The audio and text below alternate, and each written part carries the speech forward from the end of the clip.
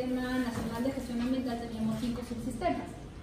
El SINAMPE, que es el Sistema Nacional de Áreas Naturales Protegidas, el SINEFA, Sistema Nacional de Evaluación y Supervisión Ambiental, el Sistema Nacional de Recursos Hídricos, el Sistema Nacional de Información Ambiental, y bueno, también tenemos el Sistema de Evaluación de Impacto Ambiental, ¿no? El CEIA, que es justamente el que vamos a ver en este momento. ¿Cuál es el alcance del CEIA? Bueno, tenemos acá la norma que nos habla sobre cuál es el ámbito, ¿no? O sea, sobre quiénes sería obligatoria, ¿no? el contenido de la ley del CEIA. Nos dice que han comprendido las políticas, planes y programas de nivel nacional, regional y local que puedan originar implicaciones ambientales significativas. Entonces, en el tema de políticas, planes y programas son justamente aquellas que va a dictar el Estado, ¿no? Y los proyectos de inversión pública son los que se encuentran a cargo de los privados, que va a ser privado de capital mixto, que implican actividades, construcciones, obras y otras actividades comerciales y servicios que puedan causar impactos ambientales negativos significativos. Entonces vamos a ver que va a quedar comprendida o que va a quedar sujeta a esta norma tanto el Estado como el sector privado. Y también la sociedad, ¿no? También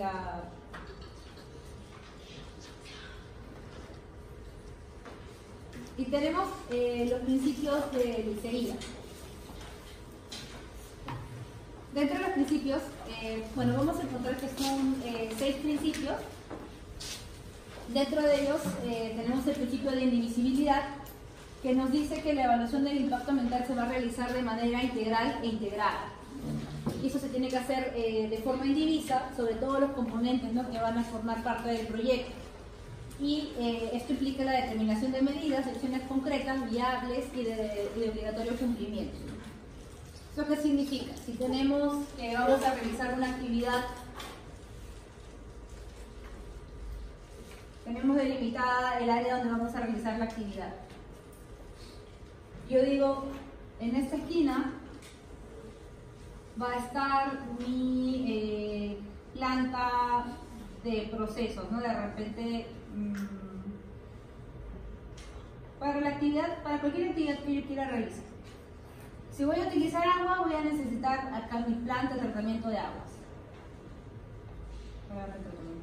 De repente voy a tener un lugar, si voy a utilizar algunas sustancias químicas peligrosas, voy a tener mi depósito, donde van a estar todas estas sustancias peligrosas. Voy a tener de repente voy a tener un lugar donde voy a colocar mis residuos, ¿no? donde me voy a dedicar a segregar los residuos, ¿no? Y luego ya de repente un almacén para mis productos, almacén para mis productos, ¿no? Etc. Entonces, ya voy a tener diferentes componentes. Entonces, cuando yo voy a presentar mi instrumento de gestión ambiental, que puede ser mi declaración de impacto ambiental, estudio de impacto ambiental semi-detallado, estudio de impacto ambiental detallado, no es que yo vaya a presentar un instrumento para mi planta de procesos, un instrumento para mi planta de tratamiento de aguas, otro instrumento para el depósito, no puedo hacer eso. ¿Por qué? Porque yo voy a tener que evaluar todo, todos mis componentes en conjunto. Por eso se menciona que el principio del CEIA es de indivisibilidad, ¿no? Va a ser todo de forma integrada. Todo esto lo voy a evaluar en su conjunto. ¿Por qué? Bueno, primero porque tenemos que evaluar todas las actividades del proyecto que queremos realizar, ¿no? Todas las etapas del proyecto que vamos a realizar. Y también que de repente si veo esto solo, o sea, si veo de repente una planta de tratamiento de aguas, digo, ya, sí, genial, no hay ningún problema, tiene una capacidad, pongamos, de 10. Entonces hasta ahí, está ok, y le doy el ok a la planta. Porque me dicen va a ingresar una cantidad de 10, así que voy a para tratar una cantidad de 10 y ya no va a haber ningún problema. Pero la idea es poder verlo todo en conjunto. ¿Por qué? Porque de repente acabo de tener mi planta de procesos que va a sacar, de repente me va a generar agua residual de una cantidad de 8, por ejemplo. Y de repente acá voy a tener un campamento, ¿no? O de repente oficinas que pueden, perdón, un laboratorio, un pequeño laboratorio voy a tener, que me va a generar también efluentes, de repente por una cantidad de 3. Y acá de mis residuos, de repente, no sé, pues puedo generar una cantidad de 1. Entonces todo esto me suma 12. Yo no puedo tener como que 12 unidades de agua para una planta que va a tratar 10 unidades. ¿Por qué? Porque va a haber una cantidad de 2 que no va a ser tratada. Entonces, la idea es asegurar que todo, o sea, que no se generen impactos negativos, que estos pueden ser controlados. Entonces, por eso es que se requiere, ¿no? que la evaluación sea integrada, ¿no? Así yo, como autoridad, de repente que reviso, digo, oye, ¿sabes qué? Tengo una observación, tienes que cambiar la capacidad de tu planta, no de 10, sino a 12. Entonces, es por eso la importancia, ¿no? de que todo el instrumento abarque, o que el instrumento abarque todas las actividades que se van a realizar en el proyecto. Tenemos otro principio, que es el principio de la participación, ¿no? Que busca promover lo que es la intervención informal y responsable de todos los interesados dentro del proceso de evaluación del impacto ambiental. ¿Y esto qué significa? Que bueno, la participación no se va a dar cuando ya se haya aprobado el instrumento, sino durante la evaluación del mismo. ¿Qué significa? O sea, antes de que yo le diga, ok, tu proyecto es viable ambientalmente, antes de que yo le diga a la empresa, ok, puedes invertir, puedes empezar a hacer tus actividades, ya tiene que haber pasado todo un proceso de participación ciudadana, ¿no? o de participación. Este proceso de participación lo podemos ver en diferentes mecanismos. Vamos a ver, por ejemplo, que se pueden realizar talleres con la población, audiencias públicas, ¿no? Pero lo vamos a encontrar principalmente en 2 tipos de formas. En lo que es participación ciudadana y en lo que es consulta previa. En ambos casos se busca convocar a la población para que participen, para que conozcan de qué va el proyecto, de qué trata, para que también den sus puntos de vista, como generalmente la gente de la zona, ellos van a conocer mejor el lugar, ¿no? Y de repente pueden dar como que mayores aportes, de repente decirle a la empresa, oye, no es necesario que utilices el agua del río, porque está muy lejos, puedes usar un agua de la quebrada que está más cerca, ¿no? Etcétera. Entonces, ambos, como les decía, nos buscan el tema de la participación de la población, el tema de escuchar a la población. Si la población no está de acuerdo, no significa que no se le va a otorgar el instrumento o el estudio de impacto ambiental, no significa que no se le va a otorgar esto a la empresa. ¿Por qué? Porque finalmente quien decide si es que se otorga o no el instrumento de gestión ambiental es el Estado. O sea, no es que van a tener un derecho a veto a la población, o sea, no. La diferencia entre participación ciudadana y consulta previa es básicamente hacia quién va dirigido, ¿no? En el tema de participación ciudadana puede ser, podemos participar nosotros, ¿no? Que estamos acá en esta aula, puede participar absolutamente cualquier ciudadano. En el tema de consulta previa no vamos a poder participar nosotros. ¿Por qué? Porque no va dirigido hacia nosotros, sino va dirigido hacia una población especial. Esto es en el marco del convenio 169 de la OIT, ¿no? Que el tema de protección a poblaciones indígenas y tribales. Se va a aplicar la consulta previa únicamente a aquellas poblaciones que están reconocidas como poblaciones indígenas, como poblaciones especiales, y esto, quien le da esta protección o esta identificación, ¿no? Es el Ministerio de Cultura.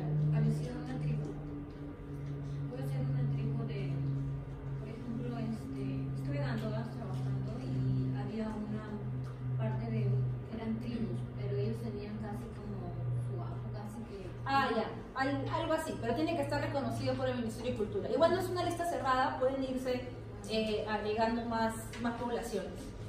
Los talleres se hacen en su propio idioma, y no solamente se van a tratar temas de la protección ambiental, ¿no? que sería, por ejemplo, que se podría discutir en un tema de participación ciudadana, sino que también se tiene que tratar temas tradicionales, ¿no? O sea, el tema de no solamente la protección del ambiente en el que se encuentran, sino de sus tradiciones, de sus costumbres, todo ya se prioriza también el aspecto de su cultura. Entonces, bueno, esa es la diferencia, ¿no? Pero igual ambos son tipos de mecanismos de participación. Tenemos otros principios, que es el principio de complementariedad y el de responsabilidad compartida. El de complementariedad, a través de este principio, lo que tiene que hacer el Estado es poder asegurar la coherencia y la complementariedad en el ejercicio de funciones públicas que están relacionadas,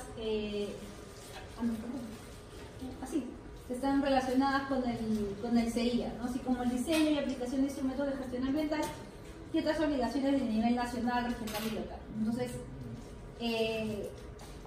en este caso bueno, vamos a tener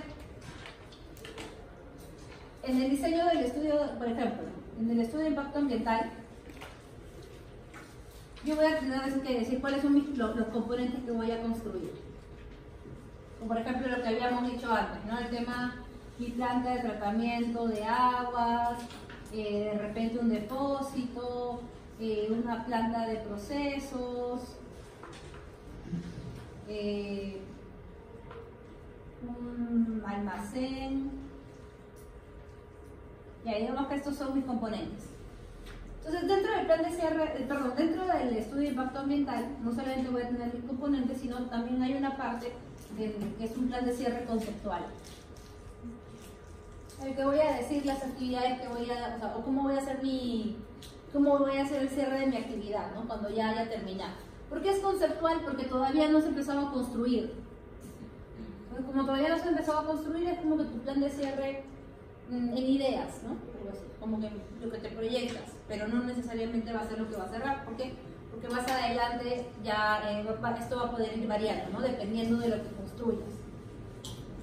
Entonces, mi plan de cierre va a hablar de mi planta de tratamiento de agua, va a hablar de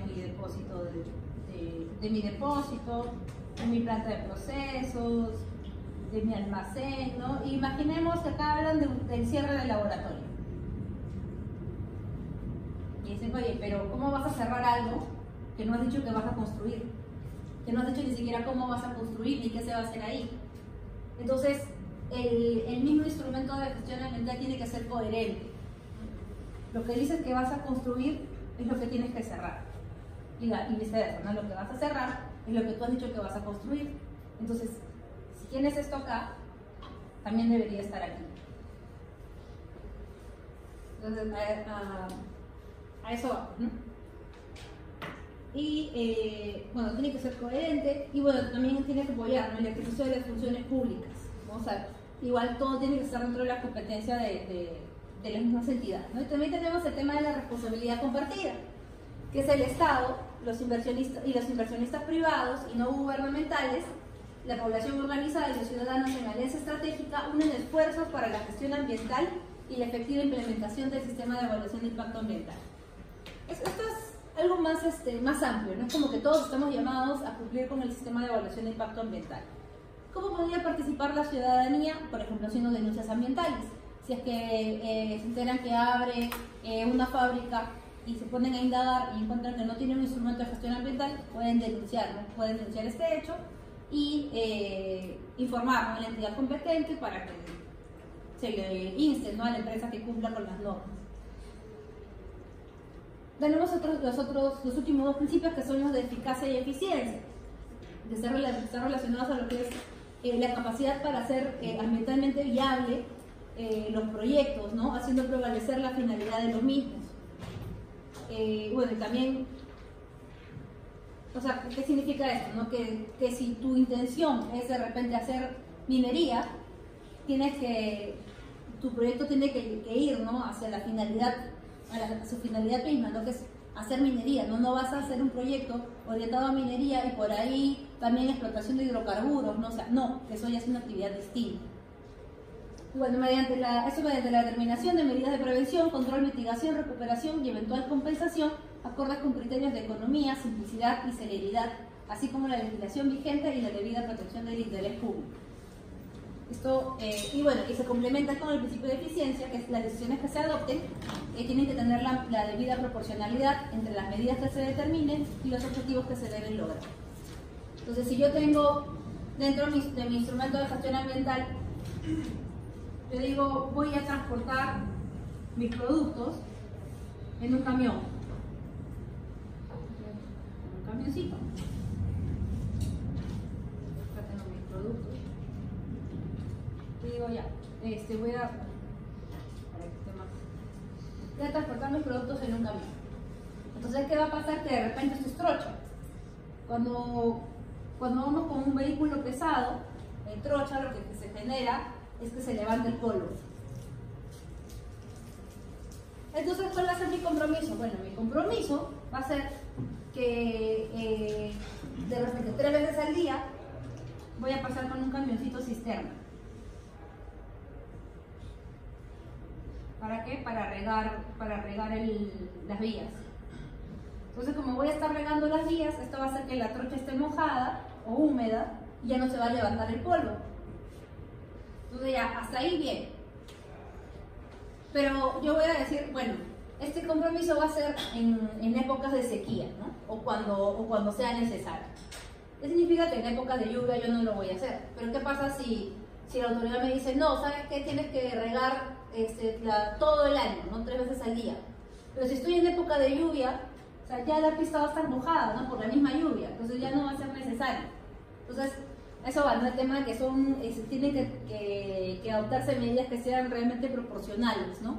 Igual, si por ejemplo voy a tener una planta de tratamiento de aguas de una capacidad de 10 unidades, ¿no? Y lo que yo voy a recibir es 8, yo no le puedo decir, ¿sabes qué? Tienes que ampliarlo a 20. ¿Por qué? Porque la capacidad que va a recibir es 8, o sea, no, pues, le voy a pedir que amplíe de forma innecesaria.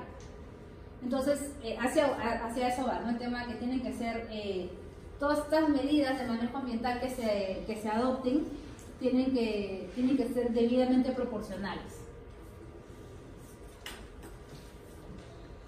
Bueno, tenemos también los instrumentos de gestión ambiental en el ámbito del Sistema Nacional de Evaluación de Impacto Ambiental. Que son, bueno, tenemos 3 categorías. Dentro de estas 3 categorías está la categoría 1, 2 y 3. La categoría 1 es para los casos en que encontremos impactos leves, y lo que aplica es la declaración de impacto ambiental. Tenemos la categoría 2, que es el impacto moderado, y aquí lo que corresponde, el instrumento que corresponde es el estudio de impacto ambiental semidetallado, y para la categoría 3, que es de impacto alto, corresponde el estudio de impacto ambiental detallado. Estos son para los proyectos, pero habíamos hablado también que tenemos políticas, programas, ¿no? Y para esos que generalmente los va a dictar o van a estar a cargo del Estado, corresponde la evaluación ambiental estratégica, ¿no? O EAE. Y eso ya es, a quien le corresponde aprobar la evaluación ambiental estratégica es el Ministerio del Ambiente.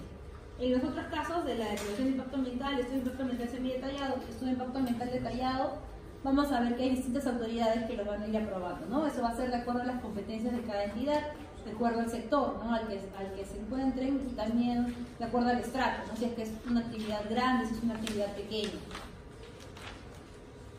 Y bueno, eso es en general la evolución normativa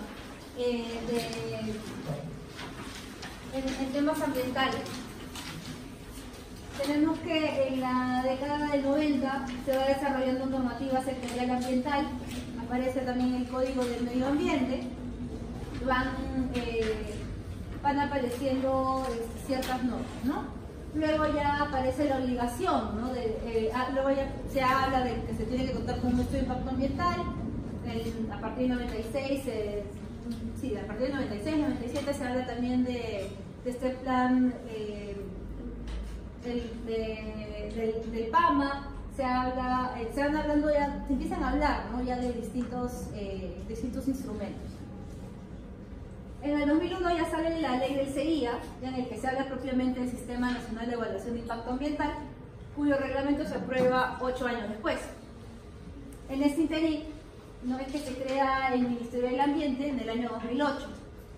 Respecto a la creación del Ministerio del Ambiente, en realidad el proyecto de la creación del Ministerio del Ambiente ya venía de años anteriores, ¿no? O sea, ya se habían formado una comisión, porque veíamos que los países cercanos a nosotros, por ejemplo Colombia, ¿no? Ya contaba con un Ministerio del Ambiente y nosotros no. Entonces se veía que estaba haciendo como que proyectos, pero todavía no se materializaban.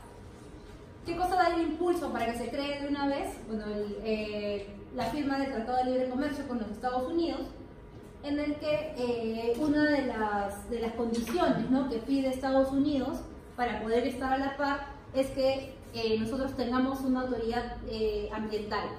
¿Por qué? Porque en el caso de Estados Unidos ellos cuentan con una, que es la Agencia de Protección Ambiental. Y en nuestro caso nosotros no contábamos con ninguno. Entonces, como no contábamos con una autoridad ambiental, se veía la necesidad, ¿no?, de poder crear una para que esta autoridad ambiental pudiera verificar, ¿no?, que todas las actividades se vengan realizando cumpliendo la normativa ambiental, porque era justamente lo que esta Agencia de Protección Ambiental hace en Estados Unidos. Entonces querían como que un síndico. Entonces ya ahí ya como que se desempolvan, ¿no?, estos proyectos de creación del Ministerio del Ambiente, y ya esto es lo que da como que el empujón, ¿no?, para que ya se cree de una vez.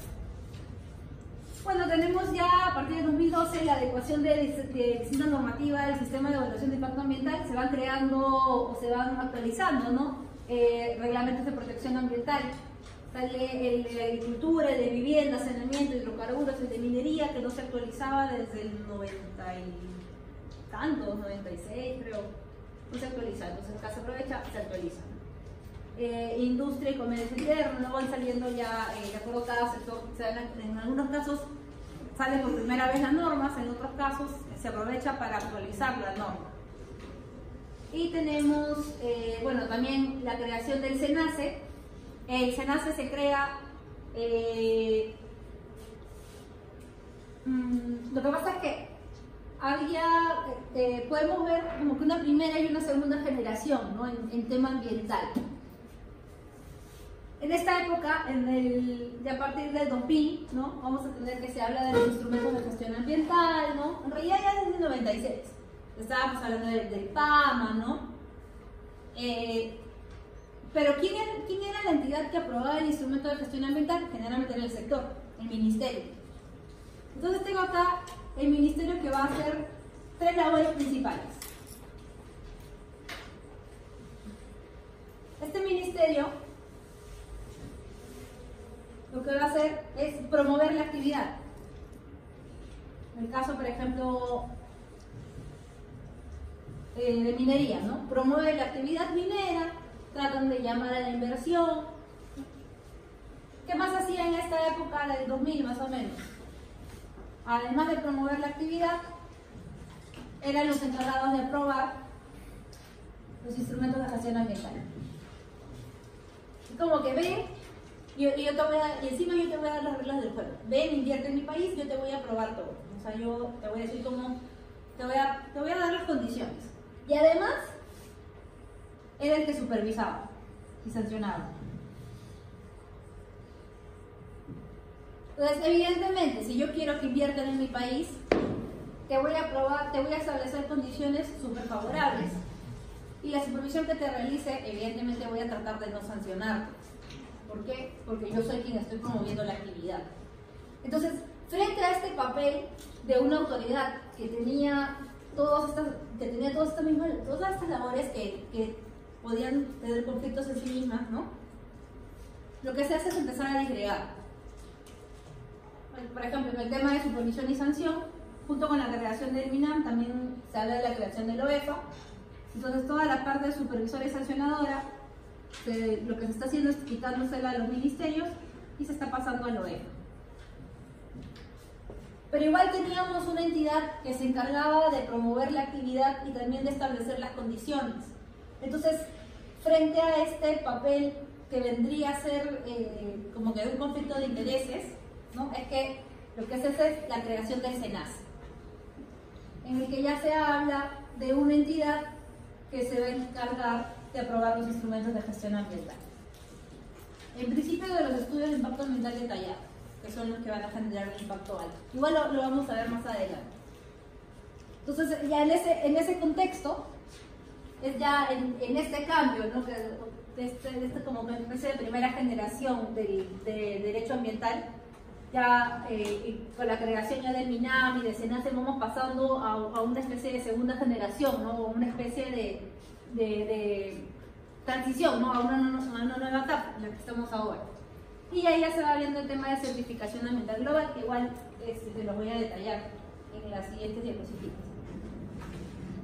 Entonces, dentro del tema institucional, ¿no? Del Sistema Nacional de Gestión Ambiental, vamos a hablar de distintas autoridades.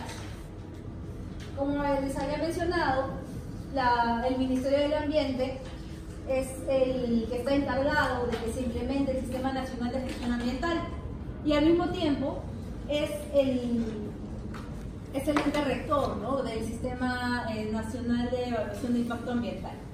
Cuando se crea, bueno, se crea en el mes de mayo del año 2008 mediante el decreto legislativo 1013 y dentro de su misión tiene la de asegurar el uso sostenible, la conservación de los recursos naturales y la calidad ambiental, y esto en beneficio de las personas y el entorno de manera normativa, efectiva, descentralizada y articulada, ¿no? La idea, nuevamente menciona el tema de la descentralización, ¿no? La idea es que las competencias pueden ser transferidas a los gobiernos, ¿no? ¿Para qué? Para que estos de forma independiente puedan hacerse cargo, ¿no? de la parte ambiental.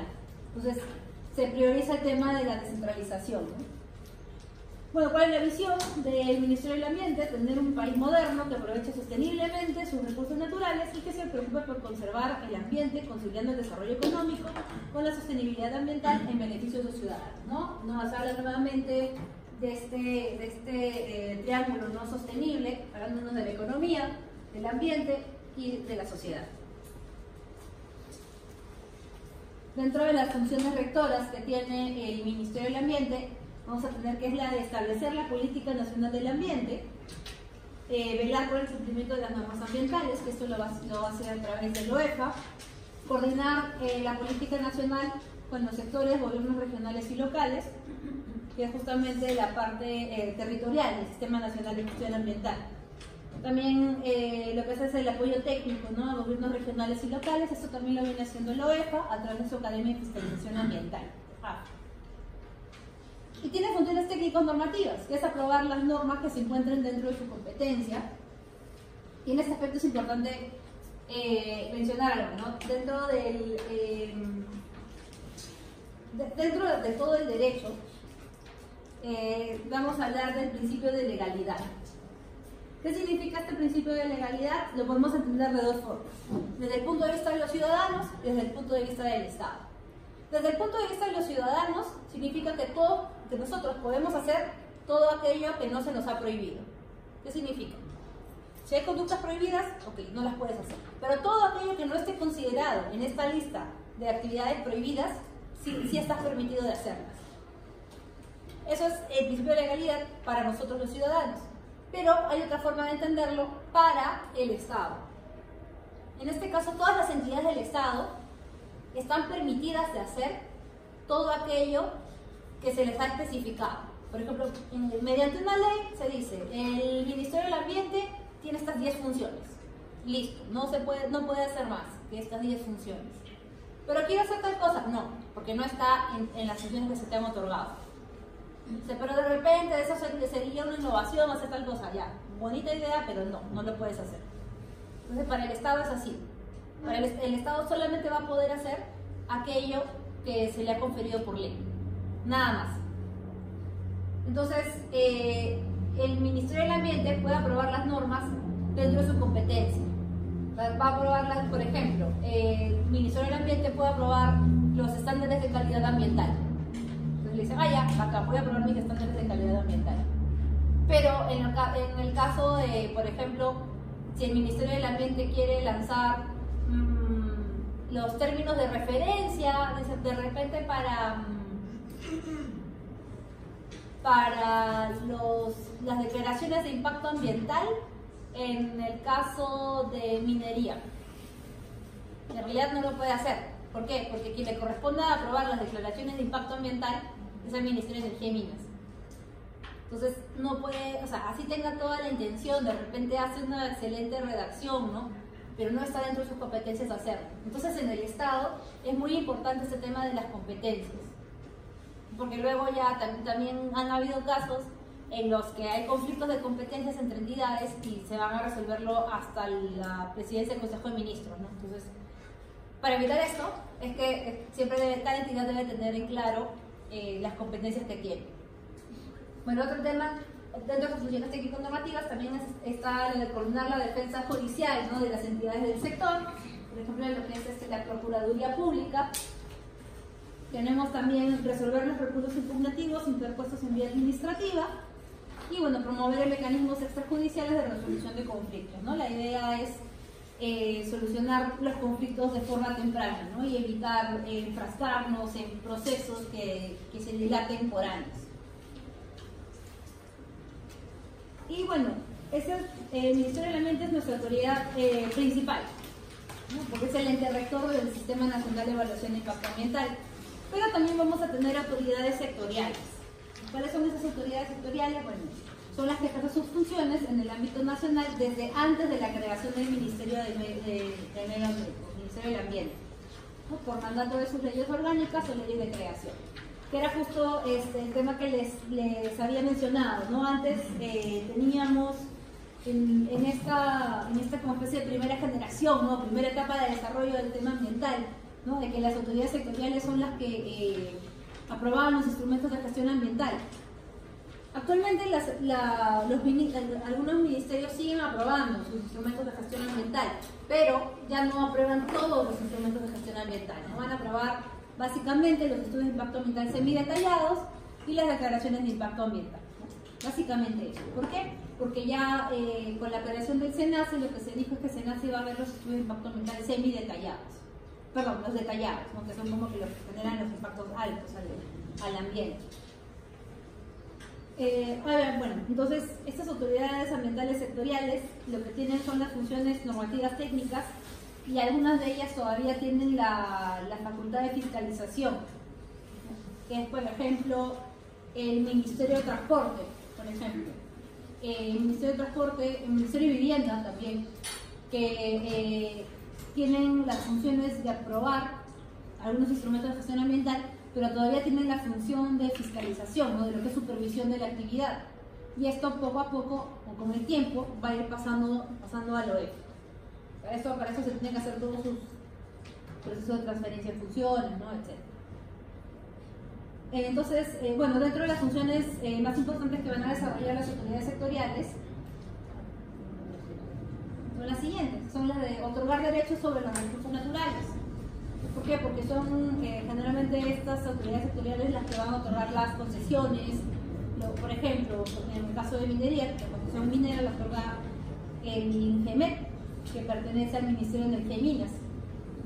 Ahí se presenta el petitorio para poder acceder a un determinado territorio. Se te da la concesión, no significa que puedas hacer la actividad, sino que significa que vas a tener que presentar tu proyecto de certificación ambiental o de instrumento de gestión ambiental para que te otorguen la certificación ambiental. Bueno, todavía tienen en algunos casos la de otorgar la certificación ambiental, ¿no?, como se menciona, es la declaración de impacto ambiental o el estudio de impacto ambiental semidetallado en varios casos. Aprobar los instrumentos de gestión ambiental complementarios, que igual se los voy a especificar más adelante, que son el plan de cierre de minas, por ejemplo, en el caso de cierre de empresas mineras, plan de abandono en el caso de hidrocarburos, de la DAC, la declaración, no, perdón, el tema del diagnóstico ambiental, ¿no?, la declaración ambiental, para poder, que están en los casos de industria, la declaración de adecuación ambiental, Entonces vamos a tener toda una infinidad, ¿no?, de instrumentos, que esos son los instrumentos complementarios, ¿no?, al CIE. Tenemos llevar el registro de consultoras ambientales, llevar el registro de auditores o fiscalizadores ambientales. Bueno, estos últimos ya se están pasando al SENACE. Y bueno, sancionar cuando le corresponda, ¿no?, y fiscalizar el cumplimiento de las obligaciones ambientales en los casos que aún les corresponden. Y tenemos al SENACE. O sea, hemos visto el Ministerio del Ambiente como ente rector del Sistema Nacional de Evaluación de Impacto Ambiental. Hemos visto las autoridades sectoriales, que son las que todavía vienen aprobando, ¿no?, algunos instrumentos de gestión ambiental. Y tenemos el SENACE, que es el organismo público especializado, ¿no?, adscrito al Ministerio del Ambiente, y su tarea es revisar básicamente los estudios de impacto ambiental detallados, que es de mayor envergadura, de los proyectos de inversión pública, privada, de capital mixto. Bueno, en principio eso sería lo que hace el SENACE. Sin embargo, no solamente va a haber los estudios de impacto ambiental detallados. ¿Por qué? Porque en septiembre del año pasado se modificó la ley de creación del SENACE. Entonces se señala que el SENACE va a ver más adelante también los estudios de impacto ambiental semi-detallados. Pero ¿qué tiene que pasar para que el SENACE pueda ver los estudios de impacto ambiental semi-detallados? Bueno, se tiene que haber hecho primero la transferencia de la función del estudio de impacto ambiental semi-detallado, perdón, detallado. ¿Qué significa? Por ejemplo, tenemos acá SENACE.